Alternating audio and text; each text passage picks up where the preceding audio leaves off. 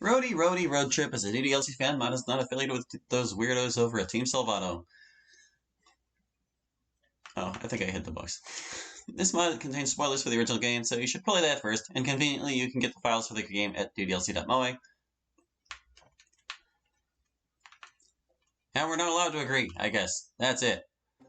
Sup, it's Hallie, and welcome to a Roady Roady Road Trip. Apparently this is the various artists' first mod, as in the one that their entire group is founded around. I guess a lot of the core people worked on it. Come to Brazil is what it says. Don't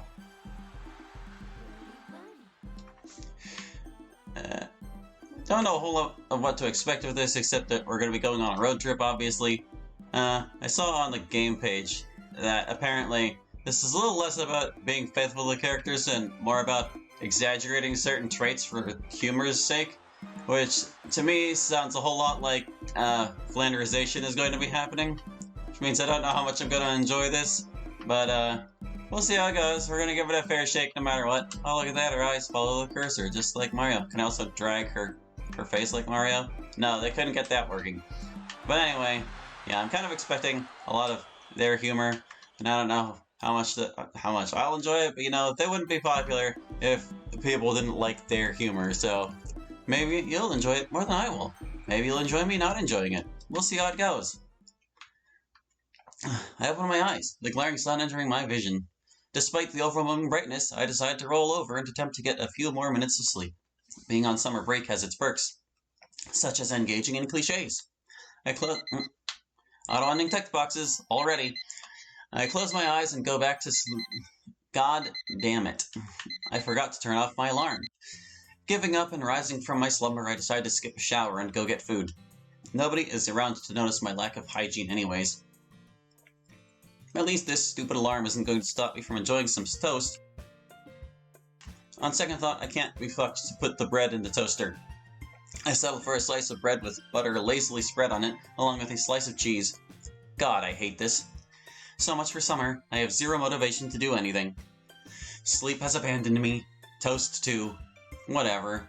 After watching a copious amount of TV, I decide to go check my only form of human contact these days. The mail.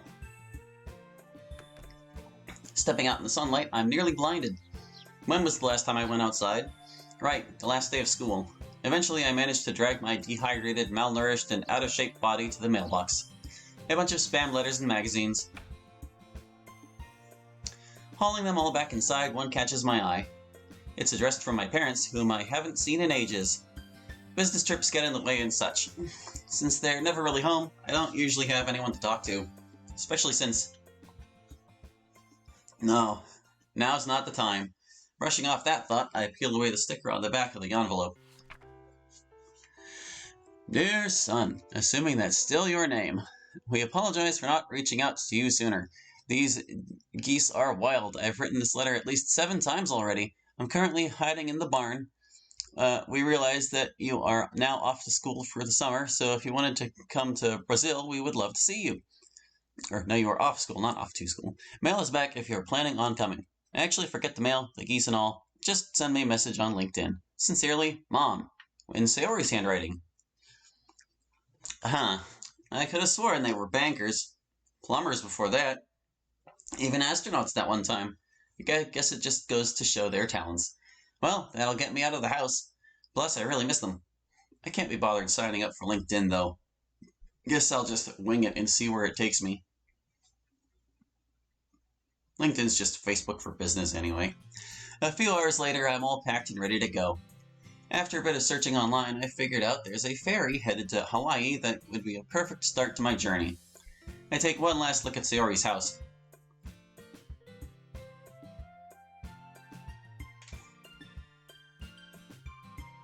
I miss her. Well, no point in mourning anymore.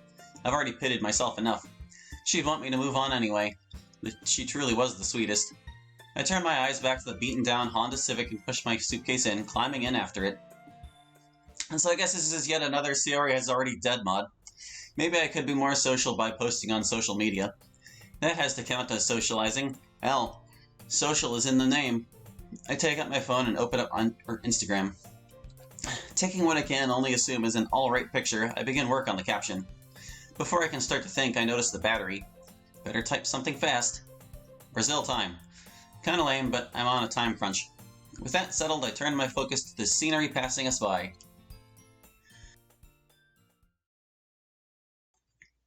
Before long, the first leg of my journey comes into sight. All this waiting is getting me hungry. That's what I get for breaking up with toast. After looking around my surroundings, I spot a convenience store. How convenient! I should have enough time to go get some snacks for the trip. Upon entering, I'm struck by the smell of cigarette smoke. How inconvenient. Ignoring it the best I can, I begin to look at all the different snacks I can buy. I settle for a bag of chips and a protein bar. I pay no attention to what kind of chips they are. They're all the same anyway. I pay the appropriate amount and head on my way. My way being the way back to the ferry port. Well, that solves that issue. Am I forgetting something? I forgot my fucking suitcase at the convenience store. Fuck. That's not convenient at all. I drop what little chips I had left and try to figure out where I last remember seeing it. I ignore the fact that I just committed a crime by littering. Sometimes crime is worth it. Pushing my sin down, I dash back and grab the suitcase, beelining back to the port. The suitcase does its best to dampen my speed. Was it always this heavy? Didn't think a bag of chips would make me this sluggish. After what feels like an eternity, I make it to the port just in the nick of time. I let out a sigh of relief and proceed to check in and board the ferry.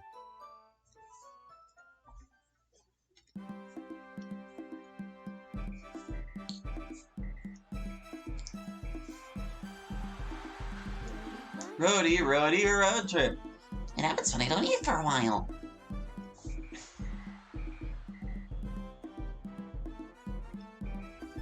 Husky's our feral freeloader. Let's see, or he's a suicidal sunbather. Monica's...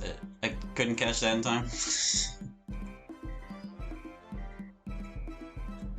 And Yuri's our gothic goddess. So if Siri's already dead, I'll be curious how they managed to include her, but here we go. Chapter 2, The Ferry. I feel like we read the prologue, but okay.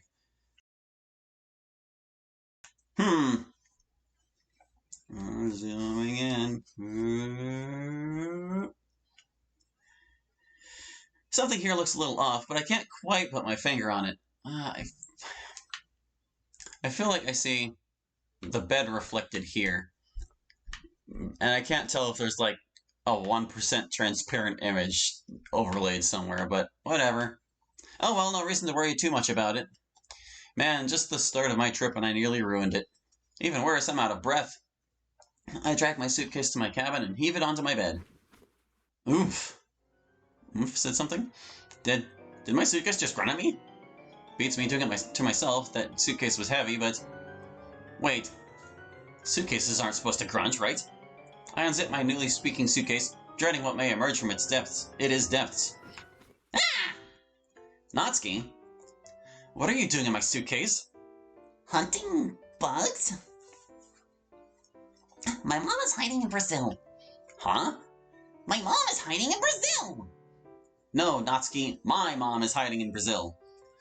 Yeah, well, mine is too. Are we? No, idiot.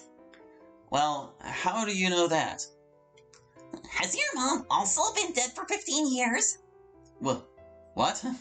Well, no. See? Totally unrelated.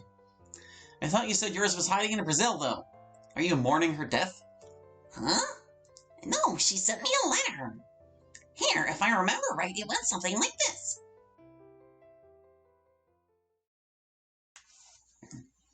Eat my ass, go fuck yourself, signed Parfait Fan 98. Wonder what this could be. Your mother. Is doing a direct message history with your mother. Yo, it's your mom. Was wondering if you wanted to meet me in Brazil sometime. It's very fun. Mother. No way. This can't be real. Literally. The illiteracy, though. It's got to be her. And how do I know it's really you? Oh, I clicked it away. It's a sign. It is her. Maybe she was just hiding. I mean, Dad's probably been lying about her being dead anyways. I don't remember the funeral. Well, I was like 3 years old, but still. I've gotta go see if it's her. Plus, I get to get out of this hellhole. Brazil, here I come. Give it down in there. Crap. Well, I'll get to it tomorrow. How am I supposed to get the money to cross the Pacific Ocean? I hardly have enough to survive as is. Well, guess I'll take a break and check my phone. Brazil time? I need to catch him, now! I nailed the landing. Maybe I really am a cat. Monica was right calling me a pussy. Time to track down the dweeb. I guess both of those fit, actually. Finally! Alright, just got to keep a low profile and plan how I'm going to get him to take me. I could ask, but... No! That'd be weird. I gotta be sneaky. Looks like he's going into some store.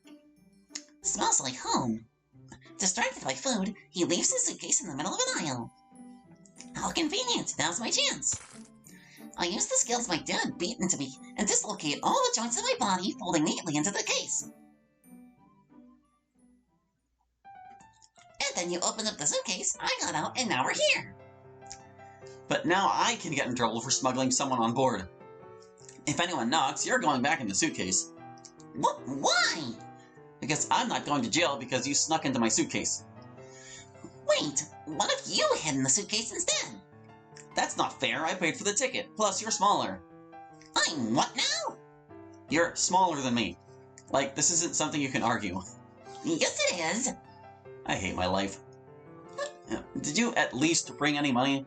I'm broke, dude. Great, a freeloader. We're going to starve to death while stranded in Hawaii. If we run out of food, I get to eat you. What? No, I should be able to eat you. You're bigger. Which means I'll win in a fight.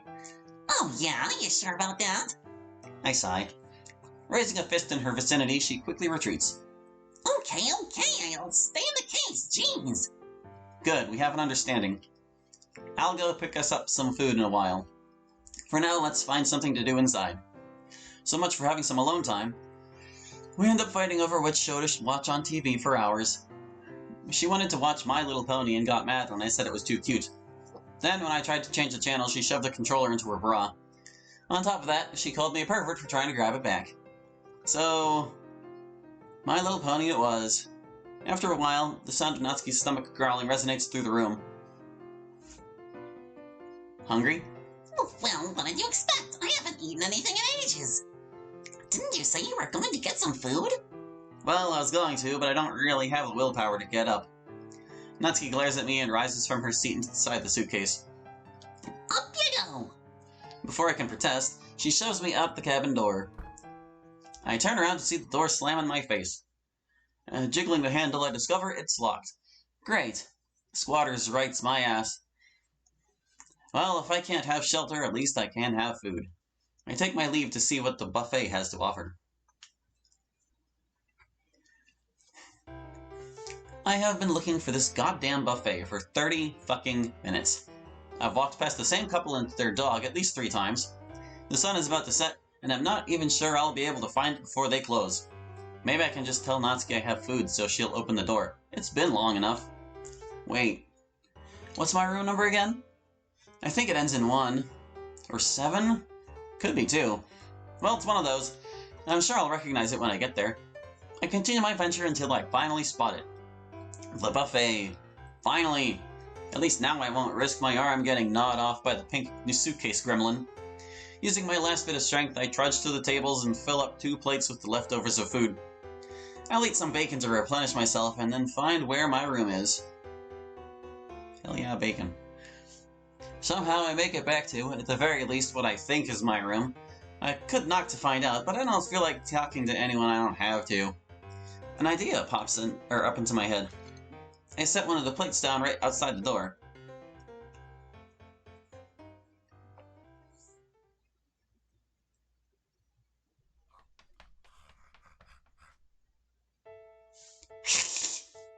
Did she just...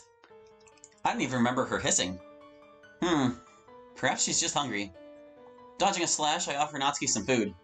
She pauses for a second and stares at it before taking a bite. After munching on some assorted meat a la Cookie Monster, she finally looks up and notices me. Oh, it's you. Who did you think I was? A shark. What? May I ask why? Dunno. I don't remember Natsuki being this stupid.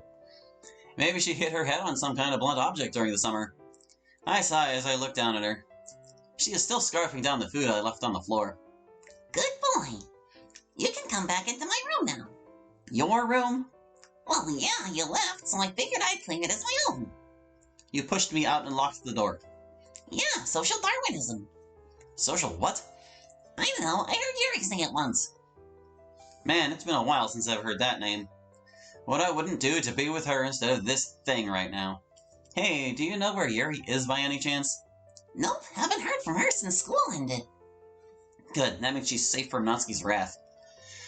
I'm starting to wonder if my parents are even worth dealing with this.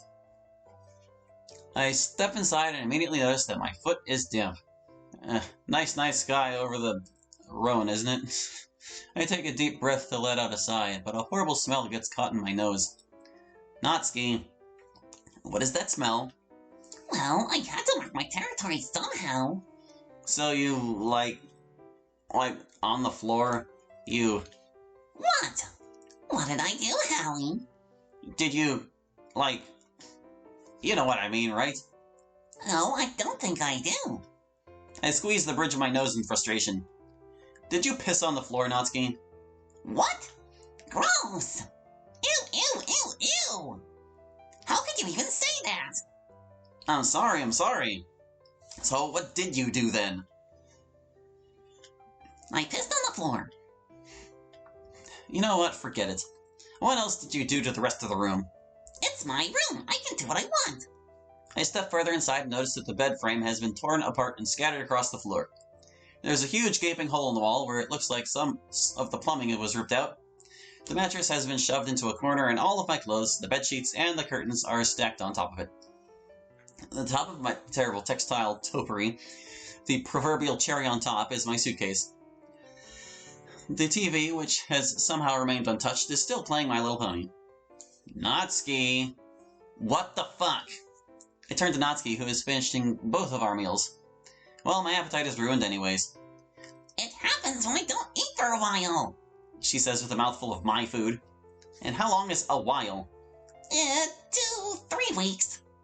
Who doesn't eat for weeks at a time? No one, because you would die. Is she anorexic or something? That's not right. I remember her baking and eating at the club once or twice. Maybe she's homeless. Well, just need to feed her a couple of times during the trip and I should be fine. Or, like, show her where the buffet is yourself, maybe. Maybe take her for a walk once or twice. Wonder if she's kennel trained. In the meantime, I need to cover the windows so nobody can see this mess. And the curtains are gone. Of course. Defeated, I try to hop onto my bed. Hey! Natsuki runs at me with full force. Luckily for me, she bounces right off me since she's so light. I try to scramble on the bed, but I soon notice she's wielding a curtain rod. Off, you foul beast! She stares at me intensely, her pole held back, ready to swing if I get too close. This can't be worth it. I just want to sleep. I find a dry spot on the floor and go to lie down. Hey! Get up! 5. Don't make me throw you overboard! I feel a hand tug at my hair. Ow, ow, ow, ow, ow, ow! Fine! Just let go of me! She drops my head, which ricochets off of the floor. Ah! That wasn't that hard now, was it? You wouldn't understand. Alright, drama queen, we're going for a walk. You mean you're going for a walk? Nope, you're coming with. For fuck's sake. No apostrophe or position. I've had enough adventure with you for today. I thought I'd at least have a clean room for once. Either you come with me or I'll beat the ever-living shit out of you. She raises her curtain rod. Fine. There we go. You know, for someone so small, you can get pretty intimidating. Thanks, I got it from my dad. That's concerning. Oh, don't worry, he isn't that short. That's not... Whatever, let's just go. Natsuki leads me out around the ship. Surprisingly, she finds her way around much better than I did. Who even puts a pool in a ship? I mean, you're already in a massive body of water, who needs another? Well, this one's not full of salt, and it's not traveling away from the ship. Hey, Hallie! What do you want? Can you at least try to sound excited? Alright, what's up? I'm glad you asked. Last one in is a rotten egg. As if I'm getting my clothes soaked. The water makes a crisp clapping noise as she breaks the surface. She's gonna feel that one tomorrow. I stand idly as I wait for her to pop up from the water. But she doesn't appear. I stroll over to the edge of the pool, where Natsuki is flailing about. Please don't tell me she can't swim. For fuck's sake. I take in a deep breath before hopping in after her. Grabbing her by the wrist, I drag her to safety at the steps of the pool entrance. Natsuki coughs her lungs out as she recovers on the pool deck. Did you seriously jump into a pool without being able to swim? Well, I figured you'd jump in right after me. And you knew I could swim because... Shut up. I can swim with a floaty at least. Oh, no, that's so cute of you, Natsuki. Oh, shut it, you! Natsuki places a hand on my chest and thrusts me under the water.